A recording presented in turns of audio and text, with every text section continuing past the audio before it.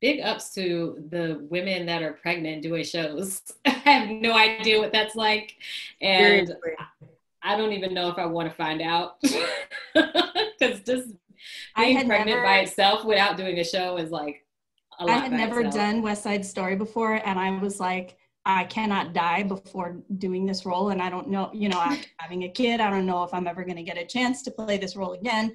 And so I didn't tell anybody that I was pregnant when I auditioned. I feel you. You're like, I'm going to do this role. Yeah, I want to be in America. Yes. Right. I told our stage manager, and I was like, please don't tell the director. Please don't tell the director. And, you know, just every rehearsal or every rehearsal break I had, I would go off and vomit. I actually lost 7 pounds my first trimester because I was working my butt off, like dancing like crazy and also vomiting like crazy because I was so sick. I was sick for the first 5 months of carrying my son. And so I was like, oh, this is the best awful diet ever. Yeah, but it was very, very crazy. And then like the rape scene where I was getting thrown around and everything. You tell your dance partner? I told the 2 boys, and I told them like 3 days into that rehearsal, and they were like, how did you let me throw you around the first couple of days? And I was like, you know, you were actually more careful with me. Like, you'll be more careful if you don't know, because you're just thinking about hitting the point, you know, like, you let me fall, you let me throw myself, I will be fine. If you're more worried about hurting me, you may hurt me. So just do what you were told to do. I will worry about myself and you're going to be fine. So yeah. That makes a lot of sense. I also have never been pregnant, but similarly, but not similarly, I don't tell Uber drivers when I'm in a hurry, because if you say I'm in a hurry, then they get into every single light, everything goes wrong. So you just have it in your head and just let them make their way. Like people, yeah, when they have that distraction, they do tend to like, Same. All right, so Patrice shared earlier that when she was auditioning for Wicked, they told her that she was too dark. Do you guys have any experiences like that in the audition rooms, like where you audition for certain roles and they were like, we're not looking for your type, and then but you know what they meant by that? Patrice, did you tell this story before I got on? Like, wow. Or you told him this story? Yeah, maybe you just checked out. I'm not sure, but yeah, it was so weird. I'd forgotten, but my husband reminded me last night that that was the first thing that came back to me when I was trying to get an audition. I eventually got in, but it was a challenge. Oh, wow. It might have been when I was parking. When I'm going through the garage, I lose connectivity. That's interesting. I will say, interestingly, I don't think I've never been told to my face that I was too dark for a role, but I'm pretty sure people have, you know, sat in their little rooms and been like, well, she's too dark, you know, but no one's ever blatantly told me that, I don't think. But I recognize, you know, I really sit in my individuality so hard. Like I live in my individuality. Like I always tell this story. I made this video on my YouTube channel where I say, I'm a mango, right? So when I go to the audition, I'm just a mango. I'm just a juicy mango, right? Every time I go, I'm just a mango. So I go into a room full of bananas.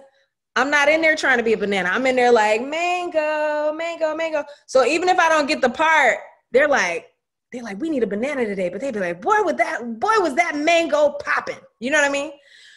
So when they call me back later, they're like, now that we have this mango role, come on, Saycon. You know, I've always just, because there's too many situations where people really love to be like, oh, you're, you know, and I'll be like, oh, I ain't got time for that. Like, I'm a mango, you know, like I'm stealing that from now on. I'm stealing that. Honey, be whatever. I am a mango, honey.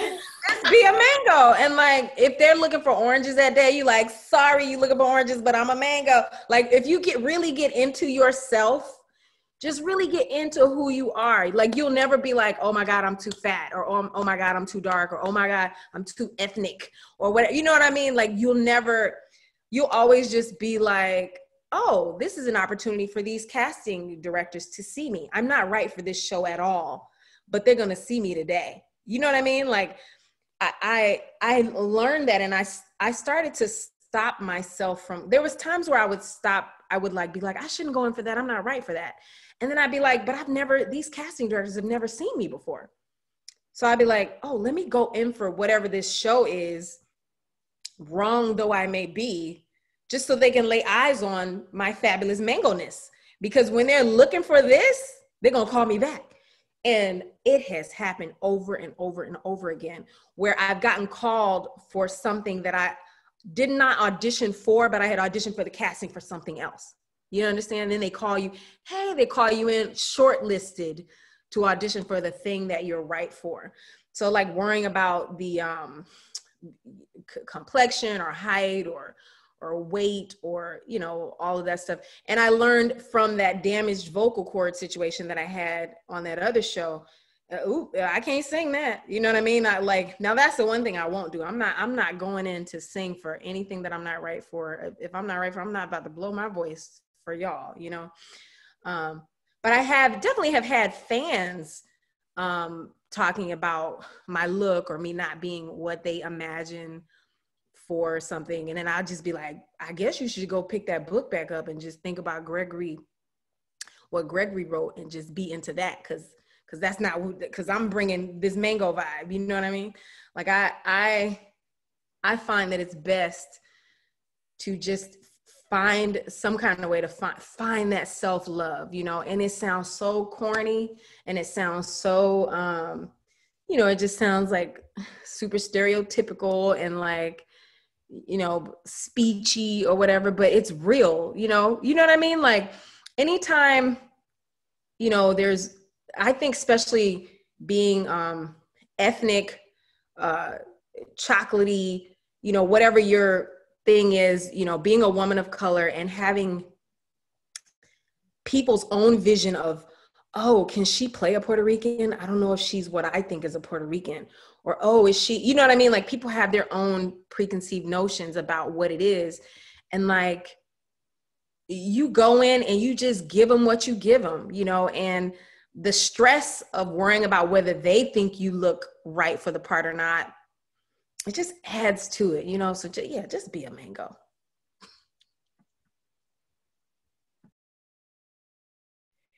Yes, I love that so much. It reminds me of this, my high school teacher, and I'm gonna come back to the topic, but he used to say, puce, you know, sometimes they're looking for, you know, non-puce in your puce. So same sort of thing here, but I love that, be a mango. Hashtag be a mango. I don't know what puce is. What is puce? Puce, just like a similar thing that you were talking about, you know, that you're in a room full of bananas, but you're a mango. So I see. Just you're either puce or be who you are. Be who you are.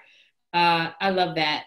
But anyhow, I've gotten lots of opinions, you know, I'm sure in the room, maybe not directly said to my face, but I pick up on energy. I really, really feel that. So I can feel when somebody is like, yeah, no, we're not really checking for her. Oh yeah, she's interesting. And I've definitely gotten a lot of like feedback for playing Esmeralda for some reason. Like it's on YouTube, and there were so many comments about, well, Esmeralda was Romanian. She was this. Why is she a Black woman playing Esmeralda? And I was like, Esmeralda is a gypsy. She is an outcast. Doesn't matter what color she is. So I had you know, of course I commented back intelligently because I'm class act, but I just find that interesting. I find it interesting that people are so stuck on this is what it should be and this is how what it should look like. And it's like, according to whom? According to whom? So that's what has been my experience in terms of, you know, why is she a woman of color playing this role? I'm sure people had thoughts about when I played Rosie in Mamma Mia, you know, a woman usually cast as a woman that is of European descent and a rounder woman. And I'm the exact opposite of that. So, you know, I think it's just people need to get out of their little boxes and sort of see the world a little bit more around them, and tap into tap into the different colors that are out there, because it really is, at the end of the day, you're telling a story, and that's what it should come back. That's what it comes down to, you know, especially when you're going to see a show. You're telling a story. It shouldn't matter the ethnicity of the person playing the role.